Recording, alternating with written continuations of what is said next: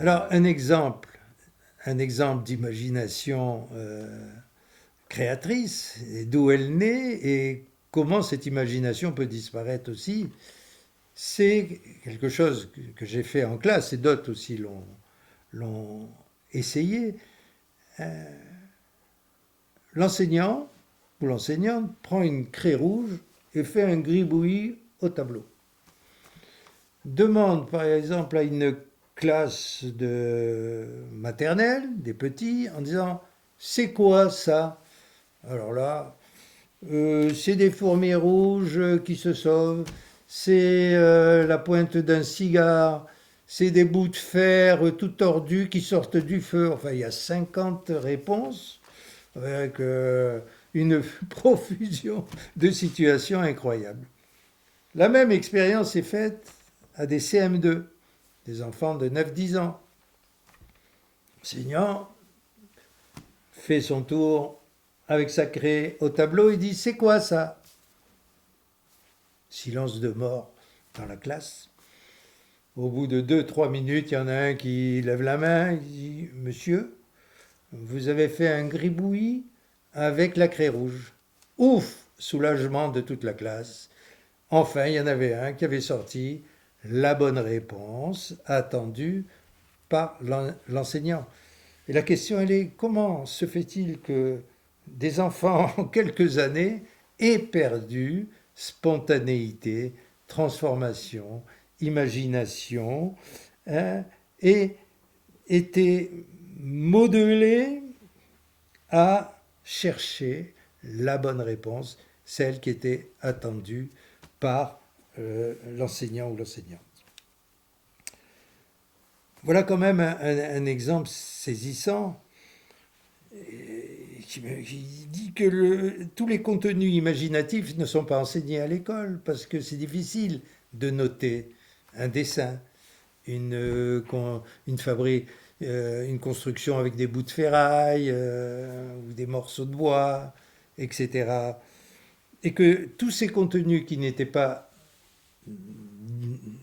matière à évaluation ont été supprimés aux dépens de matières où on pouvait noter et classer les enfants. Eh bien, dans le futur, et même dès maintenant, nos enfants auront besoin d'inventer leurs propres activités dans le futur. Les métiers disparaissent, il va falloir en inventer de nouveaux. Comment inventer des nouveaux métiers, de nouvelles activités, si on ne fait que hypertrophier cette mémoire reproductrice et non pas développer la mémoire transformatrice qui combine, qui associe, etc. Alors que ça peut être fait avec le même contenu, avec le même mot dans la tête, la même image dans la tête, le même objet, etc. On peut changer les formes. La carte de géographie de la France, on peut complètement la modifier, on peut la faire circulaire, on peut faire apparaître plein de choses. La même chose avec la bouteille, en modifiant aussi bien sa fonction, en faisant un objet artistique, en découvrant le secret de l'objet, etc., etc. Pourquoi l'école ne fait pas ça? Parce qu'aujourd'hui, les réponses, elles sont au bout de 2 clics avec l'ordinateur, sur l'ordinateur ou sur le téléphone. Toutes les réponses, toutes les connaissances. Donc le rôle de l'enseignant n'est plus de transmettre quelque chose qui est accessible à tout le monde, mais qui est d'être à côté de l'enfant, à côté des enfants, pour se poser les bonnes questions, apprendre à réfléchir, développer son esprit critique. Une autre expérience, exercice que j'ai fait avec, là c'était des cadres, les cadres dirigeants d'EDF. Hein. C'était un séminaire qui se faisait sur l'imagination créatrice et la résolution de problèmes. Voilà. L'organisme de formation cherchait à transmettre à ces hauts cadres quelque chose de complètement différent de ce qu'ils avaient fait et ce qu'ils faisaient et ce qui avaient fait leurs études. Ils avaient fait Centrale, ils avaient fait Polytechnique, ils avaient fait les grandes écoles. C'était des superbes ingénieurs, etc., pour piloter une centrale nucléaire, par exemple. Et là, je leur ai dit, voilà, vous allez être projeté à 500 mètres d'un village médiéval de l'an 1000, et votre mission, c'est d'en devenir le seigneur à la place du seigneur. Vous avez le droit d'utiliser tout ce qu'il y a dans la pièce, dans la salle de séminaire. Le tableau, les craies, etc. Les objets, la chaise, bon. Et il y en a un qui a dit, mais est-ce que je peux utiliser les prises de courant là? Et il y en a un qui a répondu, oui, mais pas la centrale qu'il y a derrière. Et je les ai, leur dit, voilà, vous avez tant de temps, d'abord vous travaillez seul, vous me proposez un scénario avec ces conditions-là. Le scénario, c'est comment vous arrivez à devenir maître. Ensuite, je les ai fait travailler en groupe, etc. Et ensuite, oh non, ça a duré une journée. Mais en gros, quand j'ai eu les scénarios, ils étaient un peu tirés. Alors, il y en a un qui dit, ben moi, je leur montre mon téléphone portable. Je dis, regardez, les images. Et oui, mais j'ai dit, mais attendez, il y a l'espace et le temps. Quand il n'y a plus de batterie, qu'est-ce que vous faites? Vous jetez le téléphone, qu'est-ce qu'ils vont faire après? Ils vont vous prendre, ils vont vous brûler. Vous connaissez un peu le calendrier, vous dites, bah tiens, là, ben, vous allez voir, le soleil va être caché par, etc., etc. Quand on va vous demander de reproduire, vous n'allez pas pouvoir, etc. Donc, en fait, ils avaient du style, il n'y a qu'à faire ci, il n'y a qu'à faire ça, deux, trois images dans la tête, histoire banale, pas extraordinaire, quoi. Il y a un seul, dans un groupe, qui m'a sorti quelque chose de très original. Il m'a dit, bien moi, parce que je leur disais, vous arrivez habillé comme vous êtes, hein.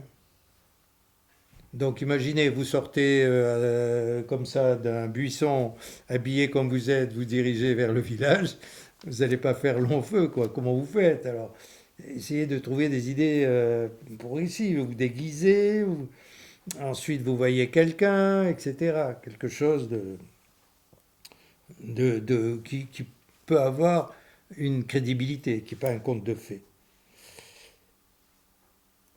Et il y en a un qui me dit, ben moi, je suis l'eau. Je dis, comment vous êtes l'eau? Il me dit, ben oui, je suis l'eau. Et j'arrête de couler.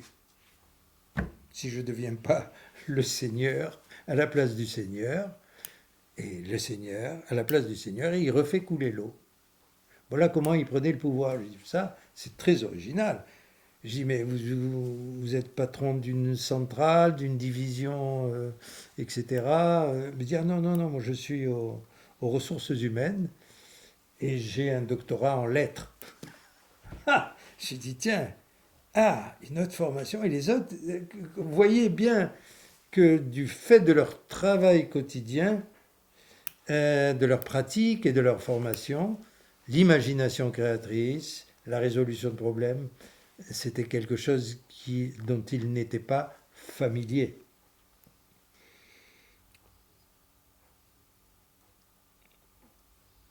Le même exercice, avec un thème différent, mais qui là, où j'ai pu expérimenter la technique du scénariste, je donne comme sujet, vous allez inventer une histoire avec un roi, une reine et un château. Alors, j'ai fait ça avec un groupe d'enseignants et d'enseignantes. Évidemment, il n'y a pas plus saturé comme image, c'est tellement banal qu'il va falloir vraiment se creuser la tête pour sortir quelque chose d'original. Et en fait, la production faite par ces groupes-là n'était pas terrible. Et j'ai dit, voilà, on va faire différemment. on va prendre chaque élément et vous allez voir comment vous allez créer vous-même l'histoire en sortant des images d'Épinal. Je leur dis par exemple le château. Parce que le château, si vous représentez un château, vous le voyez comme une carte postale en face de vous. Tandis que là, vous allez imaginer, vous êtes à 50 mètres au-dessus du château. Qu'est-ce que vous voyez? Vous voyez la cour. Qu'est-ce qui se passe? Ah, il y a des animaux. Ah, là, il y a quelqu'un qui porte du bois. Là, il y a un feu. Ah bon, il y a quoi sur le feu? Etc. Après, vous voyez dans un couloir quelqu'un qui marche. Ah, il va où? Vous le suivez, etc. etc. Ensuite, comme vous êtes en hauteur, vous regardez au nord. Qu'est-ce qu'il y a au nord? C'est-à-dire l'environnement du château. Ah, au nord, je vois des montagnes. Ok. À l'est, il y a quoi? À l'est, il y a un village et il y a aussi de la fumée là. Ah, mais qu'est-ce qu'ils font? Ah, ils sont en train de faire quelque chose là, mais c'est assez affreux. Ah bon? Ok, on reviendra après. Ensuite, à gauche, ah ben, à l'ouest, il y a quoi? Ben, à l'ouest, il y a la mer et il y a des navires qui arrivent. Ah, peut-être ces navires viennent pour attaquer le château. Et au sud, je vois une troupe qui arrive. Je dis, eux aussi alors, ils viennent peut-être, hein, etc., etc. Ensuite, vous suivez le roi. Il est comment le roi? Ah ben tiens, ben le roi il est habillé, il a un jean. Ah, il a un jean. À ce moment-là, attention, vous êtes dans une autre époque, pourquoi pas? Il faut savoir que quand on a une idée, on peut changer d'idée. Quand on a une très bonne idée, on peut chercher la deuxième très bonne idée, etc., etc.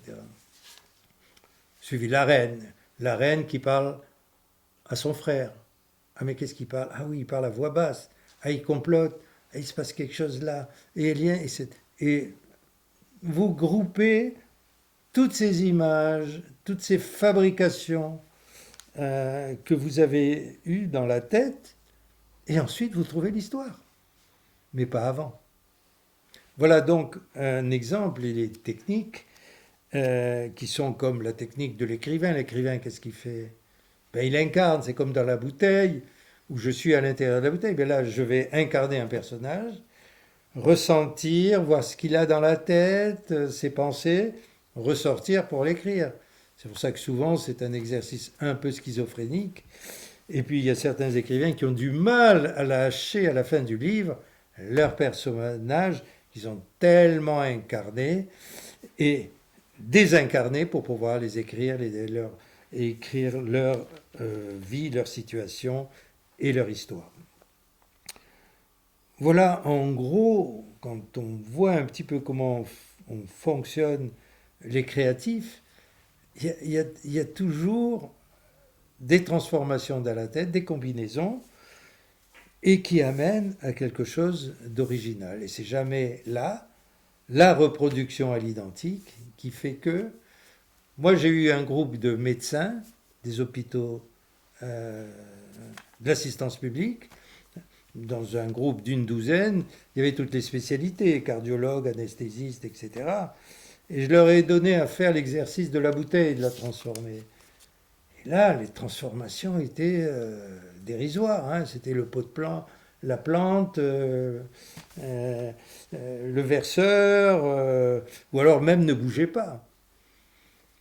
Ben, ils ont compris que dans leur métier, il ne fallait pas transformer l'information. Imaginez qu'ils voient le rein qui part en Java, l'estomac qui bricole, etc. Ce n'est pas possible. Ils devaient reproduire à l'identique pour se créer un ensemble de fonctionnements, un diagnostic et une thérapie, etc. Donc une mémoire très reproductrice avec l'histoire des cas, etc., qui leur permettait d'assurer leur métier. Et certains étaient désolés de voir comment leur pratique quotidienne les forçait à, en fait, développer qu'une partie. D'autres avaient des loisirs, dans les loisirs, de la photo, de la peinture, du dessin, etc., cherchant à retrouver un équilibre. Et bien, tout ça s'enseigne. Alors, notre exercice qui donne d'énormes résultats en imagination créatrice, c'est le voyage imaginaire. Donc la situation, je dis à la personne, à l'enfant ou à l'adulte, de fermer les yeux et d'imaginer dans sa tête une voiture, peu importe laquelle, d'accord, jusqu'à obtenir une image de la voiture. Et je leur demande, elle est vue de face, de profil, de l'arrière. Donc elle est ils la voient au centre de leur cadre visuel. Ils me la décrivent. Et en général, je leur demande, je leur dis, est-ce qu'il y a quelque chose autour? Non, il n'y a rien. Et je leur dis, ben, essayez de l'imaginer dans le coin droit de votre cadre. Qu'est-ce qui se passe? Ils disent, ah oui, je la vois, mais alors elle est plus petite. Donc tout d'un coup, une logique se met en route comme si les images visuelles intégraient une logique. Ah bon, alors imaginez-la plus bas à gauche, pareil, elle est plus petite, donc on reprend au centre. Maintenant, vous allez imaginer que cette voiture se soulève d'1 mètre du sol. Vous pouvez le faire? Oui, pas de problème. Alors maintenant, vous allez imaginer qu'elle tournoie dans un sens. Vous le voyez? Oui, oui, très bien. Maintenant, elle tournoie dans l'autre sens. D'accord. Ensuite, elle revient sur le sol. Et il y a une porte, une portière qui s'ouvre. Vous montez dans la voiture. Et là, la voiture décolle, elle monte dans les airs, et vous êtes au-dessus de la nature, de la campagne, vous êtes à la campagne, et la voiture va faire son petit voyage. Elle traverse des villes, des villages. C'est très agréable, il fait bon, vous êtes en sécurité. Vous regardez par la vitre, vous voyez tout ce paysage. Ensuite, la voiture arrive au-dessus de l'eau, l'océan, et elle plonge dans l'eau. Elle est complètement hermétique, il y a rien il n'y a pas d'eau qui rentre. Et puis, elle est dans ce milieu marin, vous voyez les poissons, vous voyez les rochers, vous voyez les algues, etc. Et à un moment donné, il y a une grotte, elle rentre dans cette grotte, et au bout d'un moment, elle arrive dans un grand espace où il n'y a plus d'eau. Et, et à ce moment-là, la portière s'ouvre et vous descendez. Et vous observez la beauté de cet espace-là. Vous marchez. Et là maintenant, à vous d'imaginer tout ce qui se passe. Et je laisse pendant quelques minutes la personne ou l'enfant dans son récit. Et après, je lui demande de raconter. Et ensuite, on revient à la voiture, on repart, on refait le chemin, sauf que, à un moment donné, on est dans une ville et la voiture va s'arrêter à un niveau d'un appartement. Et en fait, c'est l'appartement que vous avez habité avec vos parents. Vous arrivez à pénétrer par le balcon, vous rentrez, vous retrouvez votre chambre quand vous aviez 4 5 ans. Vous retrouvez vos affaires, vous ouvrez le placard, vous voyez vos vêtements, vos jouets. Vous installez sur votre lit et vous faites une petite sieste. Il n'y a personne dans l'appartement, vous vous sentez bien. Et au bout d'un moment, vous vous levez et vous repartez avec la voiture. La voiture refait le chemin inverse et atterrit ici. Vous pouvez ouvrir les yeux maintenant. Voilà, le voyage imaginaire, c'est quoi? C'est-à-dire que la personne, l'enfant, l'adulte, transforme et met en image ce qu'il entend et part en rêverie. Et ça, c'est le pouvoir de l'imagination. Mise en image des mots qui sont dits par une autre personne et qui permettent de créer un film. Mais on peut le faire soi-même.